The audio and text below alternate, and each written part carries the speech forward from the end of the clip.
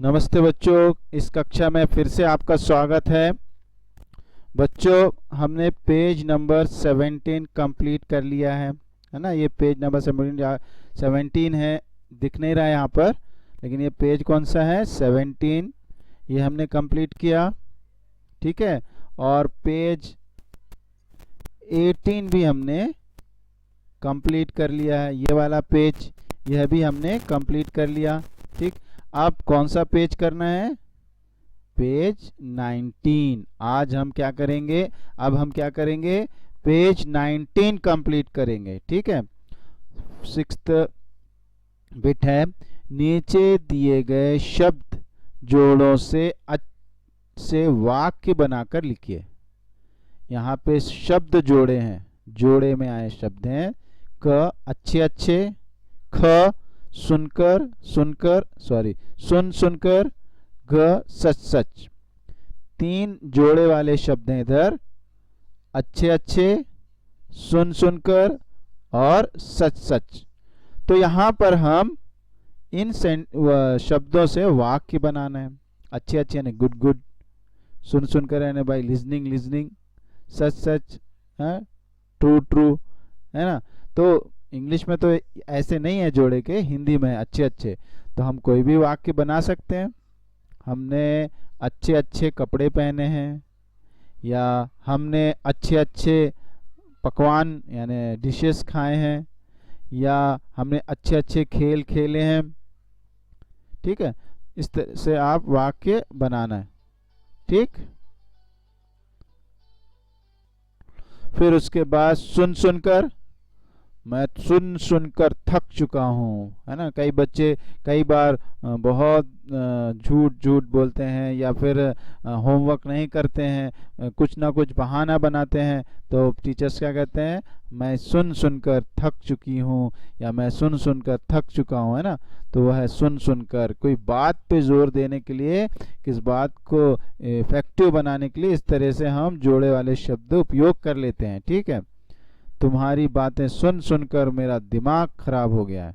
यहाँ पर अगर हम ऐसा लिखें, तुम्हारी बातें सुनकर मेरा दिमाग खराब हो गया है, सिंपल इम्पैक्ट होगा, है ना। कुछ ज़्यादा असरदार नहीं होगा, इफेक्टिव नहीं होगा। लेकिन वहीं पे हम यहाँ पर सुन सुनकर लिख देते हैं तो क्या बन जाता है? थोड़ा इफेक्टिव सेंटेंस हो जाता है। हमने अच्छे कपड़े पहने, तो ये थोड़ा नॉर्मल दिख रहा है। अगर हम कहते हैं हमने अच्छे अच्छे कपड़े पहने, तो यहाँ पर थोड़ा इफेक्टिवनेस आ जाती है, ठीक है। तो इस तरह से हम देखते हैं कि हम जो है अगर जोड़े वाले शब्द उपयोग करते हैं तो वाक्य में थोड़ा असरदार, वाक्य थोड़ा असरदार हो जाता है, ठीक है। फिर उसके बाद है सच सच। यहाँ भी वैसे ही है, उसने सब सच सच बताया। अगर वो कहे उसने सब सच बताया, बहुत ही नॉर्मल बात जैसे दिखता है, लेकिन जैसे ही हम बोलते सच सच बताया, यानी कुछ इफेक्टिव आ गया, असर हो गया, है ना। तो इस तरीके से हम असरदार सेंटेंस बनाने के लिए, इफेक्टिव सेंटेंस बनाने के लिए, अपनी बात को दमदार तरीके से व्यक्त करने के लिए, इफेक्टिवली एक्सप्रेस करने के लिए हम जोड़े वाले शब्द यूज़ करते हैं। आप भी बहुत सारे ऐसे शब्द उपयोग करते होंगे। जैसे अगर किसी को आप कहना है जल्दी आओ, है ना, आप जल्दी जल्दी चलो, जल्दी जल्दी आओ, ऐसा इस तरह से हम बोलने से थोड़ा इफेक्ट असरदार हो जाता है वाक्य, ठीक है ना। तो ये वाक्य बनाइए, दिख रहे हैं ना आपको वाक्य, ठीक है। नेक्स्ट है बिट 7, नीचे दिए गए वाक्यों में सर्वनाम शब्दों को घेरा लगाइए। तो सर्वनाम फिर से बताने की तो जरूरत नहीं है ना, है जरूरत, क्योंकि मैं सर्वनाम बता चुका हूं पहले, है ना। अभी आपको सर्वनाम बताने की बिल्कुल जरूरत नहीं है।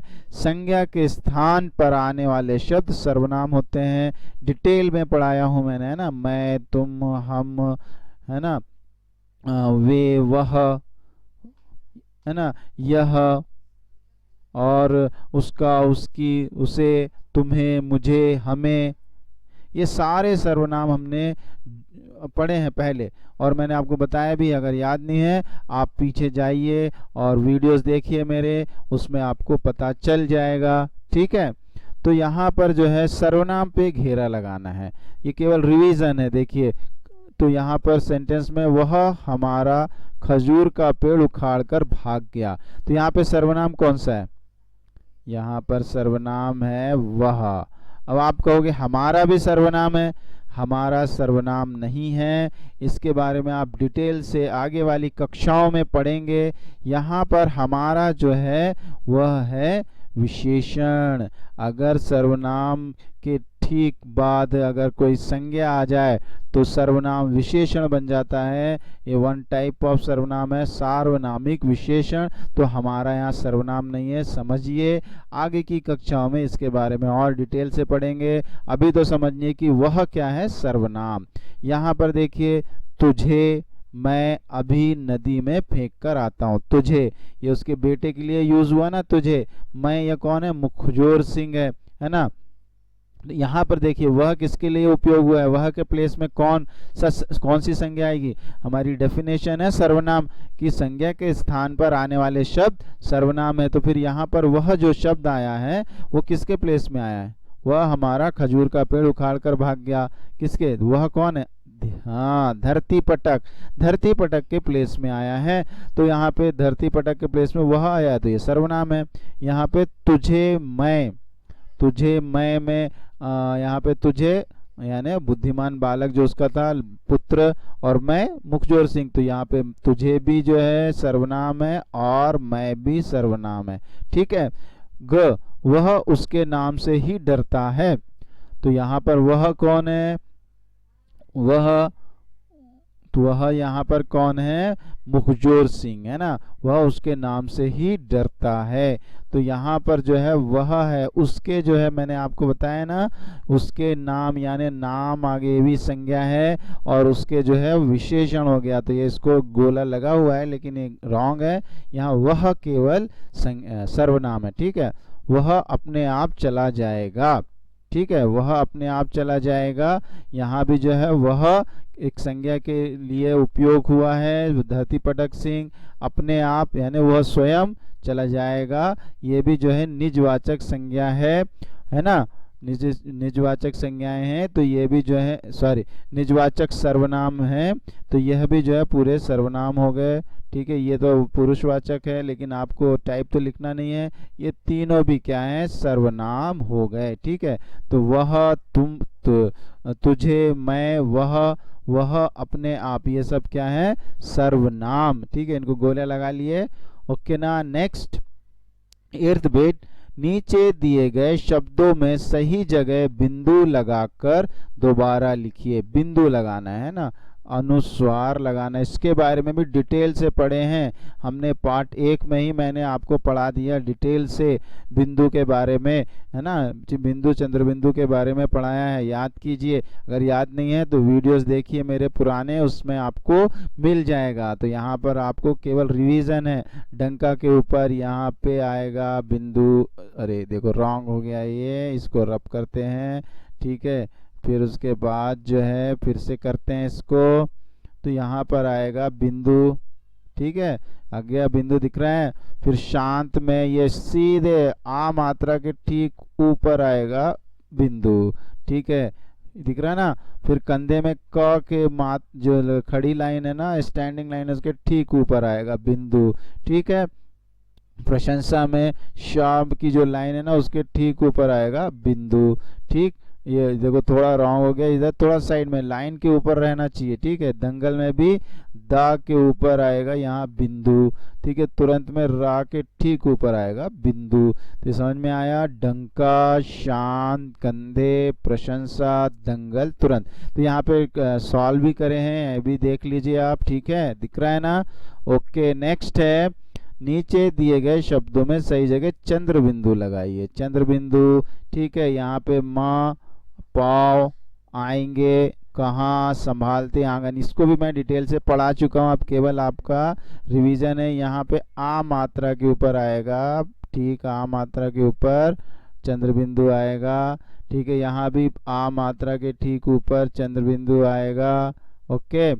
और यहाँ पे ए के ऊपर चंद्र बिंदु होगा, ए के ऊपर चंद्र बिंदु आएगा, ठीक है। यहाँ पर हा की में जो आ मात्रा है ना, वहां पर आएगा चंद्र बिंदु, ठीक है, ओके। यहाँ पर स के ऊपर चंद्र बिंदु आएगा, ओके। आंगन में अ की मात्रा के ऊपर जो चंद्र बिंदु आएगा। ठीक है, इधर समझ गए। माँ, है ना, पाँव, आएंगे, कहाँ, संभालते, आंगन।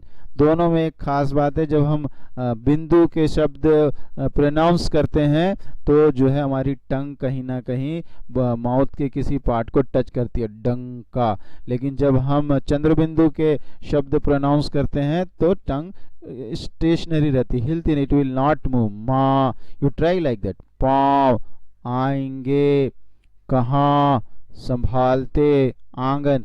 ये भी एक पहचान है इनकी, चंद्र बिंदु और बिंदु की किस तरह कहाँ पर चंद्र बिंदु है, कहाँ बिंदु है। ठीक है, नेक्स्ट है, नीचे दिए गए मुहावरों का अर्थ लिखकर वाक्य में प्रयोग कीजिए। तो जब जब पाठ में मुहावरे आए हैं मैंने एक्सप्लेन किया है आपको कि किस तरीके से मुहावरे लिखना है।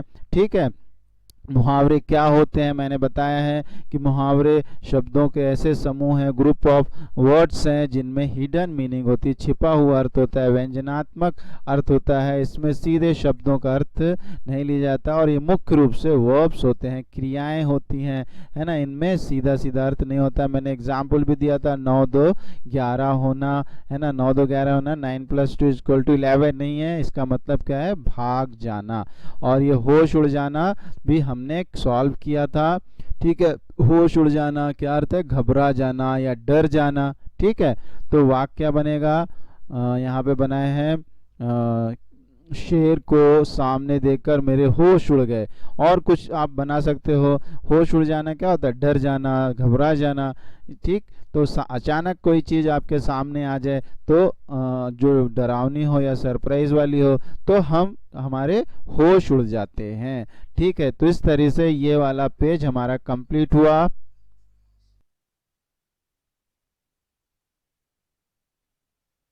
तो बच्चों ये पेज हमने कंप्लीट कर लिया। देखिए आप लोग, मैंने पूरे लिख भी दिए हैं। आप भी जो वीडियो देख रहे होंगे इसका स्क्रीनशॉट लेकर भी लिख सकते हो आप। ठीक है, मैंने पूरे कंप्लीट कर दिए हैं। जो पेंसिल से जो लिखा हुआ था थोड़ा क्लियर नहीं था तो मैंने इस तरह से क्लियरली लिख दिया आप लोगों के लिए। आप लोग समझ भी गए और लिख भी लिए। अब नेक्स्ट पेज पे चलते हैं हम। नेक्स्ट है बच्चों, क्या है, करारा जवाब देना। अर्थ इधर लिखा है टक्कर देना, लेकिन इसका और एक अर्थ है मुंह तोड़ जवाब देना, यानी बराबर का जवाब देना। आप किसी ने किसी को मारा, उसने उससे ज्यादा शक्ति से उसको पिटाई की या फिर उसका जवाब दिया, उसको हम बोलते हैं करारा जवाब देना, है ना। किसी के द्वारा की गई जो काम है उससे बढ़ के हम कर देना, उसको बोलते हैं करारा जवाब देना। फॉर एग्जाम्पल, अगर शत्रु ने हमारे ऊपर आक्रमण किया, इफ एनी एनिमी अटैक्ड अस, तो हम क्या करेंगे, उसको करारा जवाब देंगे, मतलब मुंह तोड़ जवाब देंगे, तो उसे कहते हैं करारा जवाब देना, मुंह तोड़ जवाब देना। टक्कर देना भी लिख सकते हैं इधर पे। ठीक है, तो हम यहाँ पे दोनों लिख देते हैं, मुंह तोड़ जवाब देना या टक्कर देना, दोनों भी सही है। ठीक है, फिर वाक्य देखिए इधर लिखे, रोहित ने मोहित को करारा जवाब दिया। ठीक है, यह भी लिख सकते हैं हम, रोहित ने मोहित को करारा जवाब दिया। फिर आंखें फटी रह जाना, आश्चर्यचकित होना, वंडर होना, है ना।